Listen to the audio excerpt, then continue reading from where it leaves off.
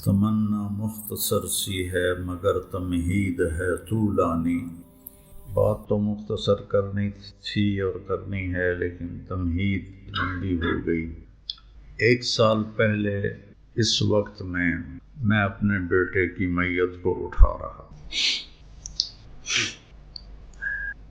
تو وہ چونکہ آج تاریخ ہوئی ہے، اس تاریخ کو پیر کا دن تھا، آج بدھ ہے لیکن تاریخ ایک ہی ہے. 29 شام کو اس کا بلاوا آیا، 30 شام کو ہم نے اسے اللہ کے سپرد کیا. تو باپ کا جنازہ بھی اٹھایا، تایا کا جنازہ بھی اٹھایا، چچا تھے ان کا جنازہ بھی. ماں کی دفعہ میں تھا نہیں، میں حج پہ تھا تو اس سے میں محروم رہا. تو قریبی رشتوں کے دوستوں کے جنازے اٹھا، لیکن اس جنازے کا بوجھ ابھی تک میرے کندھے پر. میں اسے بھلانا چاہتا ہوں کہ زندگی گزارنی ہے، زندہ جب تک زندہ ہے بھولتا نہیں. ماں باپ مر جائیں، اولاد چند دنوں میں صدمہ بھول جاتی. یہ قدرت کا نظام. اولاد مر جائے اور جوان بھی ہو، خوبصورت بھی ہو، خوبصورت بھی، صفات ایسی کہ میں نے زندگی میں آج تک ایسی کسی میں نہیں دیکھی، تو پھر وہ صدمہ گھاؤ بن جائے. گھاؤ اس زخم کو کہتے ہیں جو بھرے نہیں، اور جو خشک نہ ہو رشتہ رہے، رشتہ رہے، رشتہ رہے. یوسف علیہ السلام گم ہوئے تھے، مرے نہیں، اور باپ ہیں نبی اور ابن نبی اور ابن نبی. صحابہ نے پوچھا، الفاظ پورے یاد نہیں کہ سب سے اعلیٰ نسب کون ہے، تو آپ نے کہا یوسف بن یعقوب بن اسحاق بن ابراہیم. جدائی دونوں کو ہے، بیٹے کو بھی باپ کو. لیکن نابینا کون ہوئے؟ بولو. یوسف تو نابینا نہیں ہوئے. غم تو دونوں کو ہے جدائی کا، لیکن آنکھیں یعقوب کی. یا اسف علی یوسف وابیضت عیناہ. اللہ تعالیٰ نے واضح کیا من الحزن، من الشیبہ نہیں، من المرض نہیں، من الحزن. یوسف کی جدائی کے غم میں روتے روتے آنکھیں چلی گئی. تاللہ تفتأ تذکر یوسف حتی تکون حرضا او تکون من الحالکین. یہ حال یوسف کا تو نہیں ہو، یعقوب کا. اور فہو کظیم. اللہ اکبر. کظم کہتے ہیں مشکیزے میں پانی ڈالنا اور اس کو اچھی طرح بھر کے پوری طرح اس کی پسلیاں باہر نکال کے پھر اس کے منہ کو ایک مضبوط دھاگے سے بند کر دیں، اس کو کظم کہتے ہیں. اور عرب اس مشکیزے کی قیمت کو جانتے تھے، ہم نہیں جانتے. مطلب ٹوٹیوں میں پانی بہ رہا، انہیں 3 دن کی مسافت سے پانی لانا پڑتا تھا. بس غم اتنا تھا کہ پورا وجود مشکیزے کی طرح پھٹ رہا تھا کہ رگ رگ میں غم بھرا ہوا تھا. اور انہوں نے اوپر صبر کی پٹی لگائی اور 40 سال میں ایک دفعہ بھی بیٹوں کو طعنہ نہیں دیا تم نے یوسف کو ضائع کی، تم مجرم. انما اشکو بثی وحزنی الی اللہ. تو ماں باپ کا جو غم ہوتا ہے اولاد کے لیے وہ اور ہوتا ہے، اور اولاد کا جو غم ہوتا ہے ماں باپ کے لیے وہ اور ہوتا ہے. تو ہمارے خاندان میں یہ پہلا واقعہ ہوا کہ ایسے جوان بچہ اچانک چلا جائے. تو میری وہ قزیم والی حالت ہے، فہو قزیم. ایک باپ اولاد کے لیے کیسے ہونا چاہیے، اللہ تعالیٰ یعقوب علیہ السلام کو ایک مثالی باپ بنا کے دکھایا. تو ہمارا آپ لوگ آئے ہوں گے جنازے، تو ہم نے جو نیا قبرستان بنایا ہے وہاں 3 قبریں، ایک میرے چچا تھے اور 2 میرے تایا کے. تو میں اپنے طور پہ سوچتا تھا کہ اب اپنے خاندان میں عمر میں سب سے بڑا ہوں، باقی مجھ سے چھوٹے ہیں. تو میں سوچتا تھا کہ شاید اب 4تھی قبر میری بنے گی، لیکن مجھے کیا خبر تھی کیا فیصلہ ہوا پڑا کہ مجھے عاصم کی قبر کھودنی پڑی اور اسے اتارنا پڑا۔ خنسا رضی اللہ تعالیٰ عنہ، تو ان کا ایک قصیدہ ایک مرثیہ مجھے یاد آیا نا، کہ پتہ نہیں میں نے کب پڑھا تھا، کل سے اب تک میں نکل نہیں پا رہا، کیونکہ کل کی تاریخ میں اس کی وفات ہوئی۔ تو علی کا انتظار تھا، وہ انگلینڈ تھا، تو ہم نے جنازے کو لیٹ کیا، تو میرا بھائی کہنے لگا، وہ ڈاکٹر ہے، کہ اتنی دیر اگر میت پڑی رہے گی تو جسم خراب ہونا شروع ہو جائے، لہذا اس کا انتظار نہ کرو، اگر کرنا ہے تو کوئی برف منگواؤ ساتھ رکھو۔ میں نے کہا کچھ بھی نہیں کر، اور آخر دم تک اس کا جسم ایسے نرم تھا جیسے زندہ آدمی کا۔ میں نے اپنے باپ کو غسل دیا، ان کا رات کو انتقال ہوا، صبح غسل دیا، ان کا جسم اکڑ گیا تھا، سب کے اکڑ جاتا، لیکن اس کا اتنا نرم جسم تھا، اور اس کا چہرے پر اتنی بشاشت تھی، یہاں اس کے سرخی تھی۔ تو علی کی وجہ سے ہمیں لیٹ کرنا پڑا، وہ اس وقت میں وہ پہنچا، تو انگلینڈ سے اس نے آنا تھا، بڑی مشکل سے اس کو گلف ایئر لائن کا ٹکٹ ملا، وہاں سے لاہور، لاہور سے گاؤں۔ تو ان کا قصیدہ ہے، مرثیہ ہے، یذکرنی طلوع الشمس صخرا واذکرہ لکل غروب شمسی ولولا کثرت الباکین حولی علی اخوانہم لقتلت نفسی ولا یبکون مثل اخی ولکن اعز النفس عنہم بالتأسی۔ تو کل سے میرے دماغ میں یہ اس طرح گھوم رہا ہے، یذکرنی طلوع الشمس عاصم واذکرہ لکل غروب شمسی لولا کثرت الباکین حولی علی ابنائہم لقتلت نفسی ولا یبکون مثل ابنی ولکن اعز النفس عنہم بالتأسی۔ میں 1971 میں نیک لوگوں کے ساتھ جڑا، اور آج 53 سال ہو، اور اللہ سے رو رو کے مانگتا ہوں کہ موت تک نبھا دیں۔ میں واللہ قسم کھا کے، جو عشق اس میں اللہ اور اس کے رسول کا میں نے کسی میں نہیں دیکھا، عشق۔ تو عاصم میں اس کو تو پڑھنا بھی نہیں آتا، اس کو ایک بیماری تھی، اس کو کہتے ہیں ڈسلیکسیا، اس میں بچہ حروف نہیں پہچانتا، پڑھ ہی نہیں سکتا، لیکن جو اس میں اللہ کی محبت نہیں، عشق اور اللہ کے رسول کا عشق، واللہ میں نے کہیں نہیں دیکھا۔ یعنی میرے سامنے کی بات، میں دونوں بھائیوں سے اللہ کے نبی کی کوئی بات کر رہا تھا، تو وہ گر گیا، عاصم گر گیا، میں گھبرا گیا، میں کیا کیوں ہوا ہے، کیونکہ میں نے پہلی دفعہ۔ تو یوسف کہنے لگا، بابا جب بھی اللہ کے نبی کی بات آتی ہے، یہ اس پر یہ بے ہوشی طاری ہو جاتی، ان حروف کا نام علم نہیں ہے، یہ تو راستہ بتاتا ہے، ان لفظوں کا نام علم نہیں ہے۔ ہم سب عقلی طور پر اللہ اس کے رسول کو مانتے بھی ہیں اور ان سے محبت بھی۔ احساسات میں جب کوئی چیز احساسات میں ہوتی ہے تو پھر وہ تڑپاتی ہے۔ درد مجھے ہر وقت رہتا ہے، اب بھی آنے سے پہلے میں 2 گولیاں کھا کے، لیکن جب وہ تیز ہو کر میرے احساس میں آتا ہے، پھر مجھے الٹیاں، اور پھر مجھے ٹیکے، اور پھر میرا تڑپنا، ایسی جب اللہ اس کے رسول کی محبت احساسات میں آتی ہے تو پھر جہان اور طرح نہ۔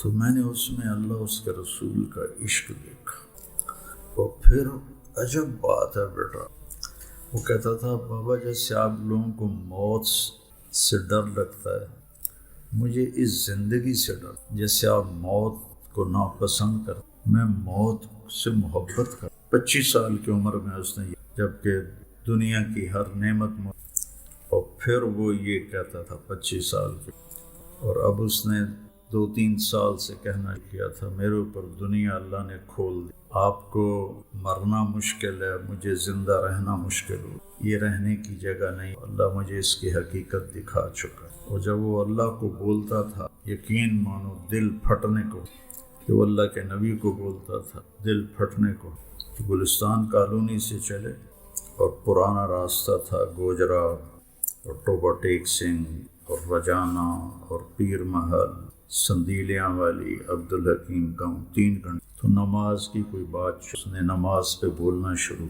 گھر پہنچنے تک نماز کا عنوان ختم نہیں ہوا تھا اور وہ ایک لفظ نہیں پڑا ہوا۔ بڑا دکھ ہے۔ ایک شاعر کا، یا تیری یاد دل سے بھلانے کہ خود اپنی ہستی مٹانے چل، تجھے بھول جانا ایسا ہے کہ میں آپ خود مر جاؤں گا۔ ذمہ داروں میں پیدائشی تکبر ہوتا، لیکن اس بچے میں اتنی تواضع، اتنی اپنی ماں سے کہتا تھا، میں نے بچوں کے نام زمین لگا، کہتا تھا مجھے نہیں چاہیے، یوسف اور علی کو دے دو، مجھے نہیں چاہیے، مجھے کفن بھی نہ دینا، میرے کپڑوں میں دفن کر دے، اور میرا اعلان بھی نہ کرنا، بس 2-4 آدمی ہوں جو میرا جنازہ پڑھ کے مجھے دبا دیں۔ یہ ماں کو کہتا تھا۔ آپ سوچ نہیں سکتے میں نے کیا کھویا۔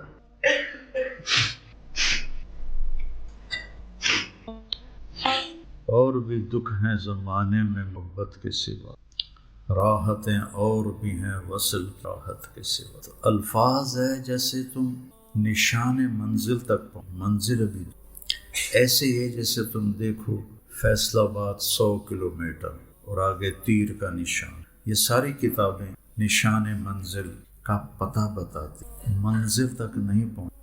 اللہ اس کے رسول کی محبت کو مانگو، احساسات میں آئے۔ جب سے عاصم فوت ہوا ہے، میں نے کبھی اس سے پہلے یہ دعا مانگی نہیں، تو میں بہت روتا ہوں، چونکہ میں نے کہا یا اللہ جیسے وہ تجھ سے عشق کرتا، تیرے نبی سے عشق کرتا، مجھے بھی وہ نصیب۔ مجھے 50 سال ہو بولتے لیکن یہاں سے یہاں تک سفر طے نہیں، یہیں گھوم رہا۔ یہ بذات خود ایک عمل ہے کہ آپ کو اللہ اس کے رسول سے کتنی محبت، ایک عمل ہے، اس کا وزن ہے۔ پچھلے 1 سال سے میں نے یہ ماننا شروع کیا، بہت روتا بھی ہوں، ابھی رو رہا ہوں، مانگتا بھی کہ اللہ لفظوں میں زندگی گزار، الفاظ کا کھیل کھیلتا رہا ساری زندگی۔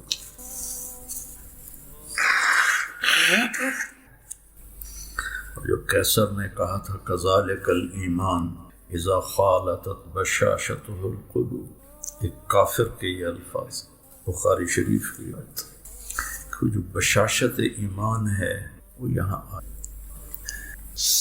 تو یہ اللہ سے مانگا کر آپ اللہ کے پیارے نوجوان، اس گمراہی کے ماحول میں اللہ کے دین کے لیے آئے گا، آپ اللہ کو بہت پیارے ہو، آپ مانگو یا اللہ ہمیں اپنا پیار نصیب، اپنے حبیب کا پیار نصیب، تو تمہارے میرے احساس میں داخل۔ وہ میرے کمرے میں بیت اللہ کا غلاف کا ٹکڑا ہے، کافی بڑا سا، اس کے اوپر اللہ اکبر لکھا ہوا ہے، 1434 ہجری کا ہے، 1434 کا 12 سال، تو وہ سونے کی تاروں سے لکھا ہوا ہے، تو کسی نے مجھے گفٹ کیا تھا، یہ چابی بردار جو تھے ان میں سے شاید کسی نے، تو میں نے فریم کروا کے اپنے سرانے کے اوپر وہ سے لگا، تو وہ دیکھ نہیں سکتا تھا، اسے کچھ ہو جاتا تھا، جب وہ دیکھتا تھا تو اسے کچھ اس پر کوئی کیفیت طاری ہو، دیکھ نہیں سکتا، تو اس کو تو وہبی طور پہ میں اس کا باپ ہوں، زندگی گزاری ہے اس کی راہ میں، میرے پاس یہ دولت کوئی نہیں، خالی ہوں، لیکن تم بچے ہو، میں تو قبر کے قریب، تم بچے ہو، ابھی سے ملا سے کہ یا اللہ یہ دل، ایک حدیث یاد آ گئی، تمہاری برکت سے بھولے صبح کی یاد آ جاتی تو یاد ہی کچھ نہیں۔ ایک صحابی نے پوچھا مل اسلام، یا رسول اللہ مل اسلام، تو آپ نے فرمایا ان تسلم قلبک وان یسلم المسلمون من لسانک ویدک، اس دل کو گندا ہونے سے بچا لو۔ یہ سب سے زیادہ گندا ہوتا ہے غلط دیکھنے سے، آنکھوں کے غلط استعمال سے یہ گندا ہوتا ہے، غلط سننے سے یہ گندا ہوتا ہے، غلط کھانوں سے یعنی حرام کھانوں سے گندا ہوتا ہے، غلط بول سے یہ گندا ہوتا ہے، غیبت، طعنے اور طنز، اس سے اپنے آپ کو بچاؤ۔ یعنی یہ صاف ہوگا۔ آپ جب کوئی خاص مہمان آتا ہے تو آپ سارے گھر کی صفائی کرتے ہیں، پھر مہمان کو تو اپنے دل کو صاف کرو، یہ سارے پردے لگا کر یہاں، تو پھر اللہ سے کہو گے ہر تمنا دل سے رخصت ہو گئے، اب تو آجا، اب تو خلوت ہو گئی۔ ہدایت کا ماخذ قرآن ہے اور اللہ کے نبی کا فرمان ہے، باقی سب اس کی ضروریات اور متعلقات ہیں۔ اور قرآن ایک حسین کلام ہے۔ جب یہ بچہ سبح للہ پڑھ رہا تھا تو مجھے قرآن کی ایک بڑی حسین چیز یاد آئی کہ گردان میں پہلے مصدر ہوتا ہے، پھر ماضی ہوتا ہے، پھر مضارع ہوتا ہے اور پھر امر ہوتا ہے۔ ٹھیک ہے؟ ٹھیک ہے نا؟ اللہ نے پہلی سورت شروع کی سبحان الذی اسری مصدر سے بعبدہ لیلا من المسجد الحرام الی المسجد الاقصی، آگے ماضی سے شروع کی سبح للہ ما فی السماوات والارض وہو العزیز، کیا کہا گیا؟ عزیز الحکیم ہے، یہ کیا ہے؟ پھر مضارع کی طرف بڑھے یسبح للہ ما فی السماوات وما فی الارض، اس کے بعد امر کی طرف بڑھے سبح اسم ربک الاعلی، سبحان، سبح، یسبح، سبح۔ یہ وہ حسن قرآن ہے جو ہمارے طلبہ نہیں جانتے، اس لیے قرآن پڑھ کے ان کے دلوں میں کوئی حرکت نہیں ہوتی، وہ اوپر سے گزر جاتا ہے۔ پھر ایک اور بات مجھے ابھی تلاوت میں ذہن میں آئی کہ ہر نبی نے اپنی قوم کو کہا یا قوم، وَإِلَىٰ ثَمُودَ أَخَاهُمْ صَالِحًا قَالَ يَا قَوْمِ اعْبُدُوا اللَّهَ وَإِلَىٰ هُودَ أَخَاهُمْ صَالِحًا قَالَ يَا قَوْمِ اعْبُدُوا اللَّهَ، موسیٰ علیہ السلام یا قوم لم تؤذوننی، ٹھیک ہے؟ لیکن عیسیٰ علیہ السلام نے کہیں بھی یا قوم نہیں فرمایا، ہمیشہ یا بنی اسرائیل فرمایا۔ یہ ابھی جو بچہ تلاوت کر رہا تھا تو میرا ادھر ذہن گیا، یا بنی اسرائیل سے خطاب کیا ہے پورے قرآن میں، یا قوم، کیونکہ عیسیٰ علیہ السلام کے والد کوئی نہیں ہے، نسب باپ سے چلتا ہے، وہ بنو اسرائیل سے نہیں ہیں، وہ تو روح من روح اللہ ہیں۔ تو یہ دیکھو قرآن کی کتنی خوبصورتی ہے کہ عیسیٰ علیہ السلام نے ایک دفعہ بھی یا قوم نہیں فرمایا، بلکہ یا بنی اسرائیل، یا بنی اسرائیل۔ تو بیٹو اللہ نے پہلا لفظ فرمایا ہے ہدن، ذالک الکتاب لا ریب فیہ ہدن للمتقین، کسی کتاب کے لیے ہدن للمتقین نہیں، ہدن للناس، کسی کتاب کے لیے ہدن للناس۔ تو میری عادت ہے کہ تفسیریں بہت بڑی بڑی ہیں اور آج کے زمانے میں ان سے روشنی ملنی بہت ڈھونڈنا پڑتا ہے، تو اللہ مجھے توفیق دیتا ہے، میں الفاظ پہ غور کرتا ہوں، ان کو لغت میں دیکھتا ہوں، اس سے کچھ سمجھ میں آ جائے تو بیان کر دیتا ہوں۔ میں نے کہا یہ خدا کا مطلب دیکھنا چاہیے، کتنے مطلب ہیں؟ تو وہ لغت میں دیکھا ایک مطلب جو بہت خوبصورت لگا، خدا سمندر میں پہاڑ کی ابھری ہوئی چوٹی کو کہتے ہیں جو دھوپ سے روشن ہو جاتی ہے۔ عرب سمندر سے ڈرتے تھے، بحری سفر بہت کم کرتے تھے، اس وقت نہ کمپاس اور نہ کمپیوٹر، رات کو ستاروں کو دیکھ کے اور دن میں انہوں نے یہ چوٹیاں مقرر کی ہوئی تھیں کہ یہ جو چوٹی ہے یہاں سے جدہ کا راستہ ہے، یہ جو چوٹی ہے یہاں سے عقبہ کا راستہ ہے، یہ جو چوٹی ہے یہاں سے یمبو کا راستہ ہے، یہ جو چوٹی ہے یہاں سے عدن کا راستہ ہے۔ تو سمندر میں جہازوں کو منزل تک پہنچانے کے لیے جو چوٹیاں اللہ نے پانی سے باہر نکالی ان کو ہدا کہتے ہیں، ہدا۔ تو میرے رب نے انسانیت کے سمندر میں، ہر انسان ایک کشتی کی طرح ہے اور یہ دھرتی سمندر کی طرح ہے، اور اس میں صرف ایک چوٹی نمایاں ہے، وہ ہے القرآن۔ ہدن للناس بھی ہے اور ہدن للمتقین بھی۔ کسی کتاب کے بارے میں یہ دعویٰ نہیں ہے کہ یہ ہدایت کی وہ روشن چوٹی ہے جو تمہیں اللہ تک پہنچا دے۔ قرآن کا کیا کام ہے؟ ان ھذا القرآن یہدی للتی ہی اقوم، صرف قرآن ہی ہے بالکل سیدھا راستہ بتاتا ہے، نہ اس میں ادھر نہ ادھر۔ ایک حدیث جوڑ دو، ترکتکم علی محجۃ بیضاء لیلھا کنہارھا لا یزیغ عنہا الا ھالک، ایک روشن راستے پہ چھوڑ کے جا رہا ہوں جس میں رات ہے ہی نہیں، اور رات بھی دن بن جاتی ہے، جو اس سے ہٹے گا وہ ہلاک ہو جائے۔ اس نے عرب کو عاجز کر دیا۔ اگر اللہ چاہتا تو سیدھا سادہ جیسے ضرب یضرب ضربا فہو ضارب، اتنی عربی سے بھی کبھی قرآن آئے گا؟ شرح جامع پڑھاتے ہیں، شرح جامع پڑھاتے ہیں، اور شرح جامع بھی کوئی نحو کی کتاب ہے؟ وہ فلسفہ نحو کی کتاب ہے۔ تمہیں تو کیا پڑھانے والے کو سمجھ میں نہیں آئے گی۔ اور کافیہ پہیلیوں کی کتاب ہے، وہ بھی نحو کی کتاب نہیں۔ تمہارے نصاب میں صرف ایک کتاب ہے نحو کی، وہ ہے ہدایت النحو، اور وہ مجھے نو کے جیسے سورۃ فاتحہ نہیں پڑھتے، ایسے ہدایت النحو کو میں شروع سے آخر تک ختم کر دیتا زبانی۔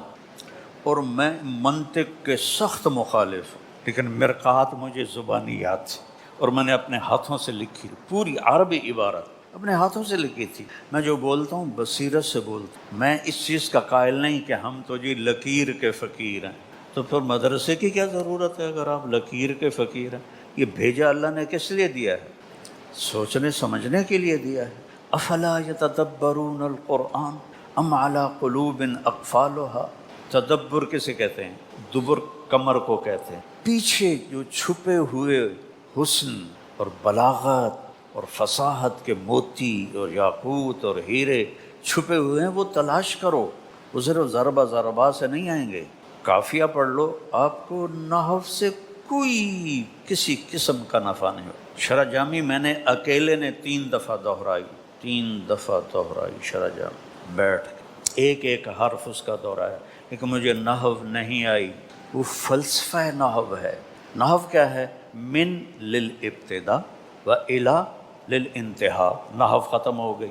اب وہ جامی صاحب نے حاصل محصول حاصل محصول، آپ کو پتہ ہے مولانا باجی روحانی رحمۃ اللہ نے اتنی موٹی کتاب لکھی ہے حاصل محصول۔ چونکہ نحو یہ بہت اچھی کتاب ہے جو نحو کے ماہر ہو، لیکن جس سطح پر میں نے پڑھی اور آپ نے پڑھی اور پڑھائی جا رہی، وہ آپ کے لیے ایسا ہے جیسے بھینس کے سامنے بین بجانا، کچھ بھی نہیں پتہ چلتا۔ اور یہ تو ہمارے پاس وہ اسباب ہیں جس سے ہم قرآن کے حسن سے پردہ اٹھاتے۔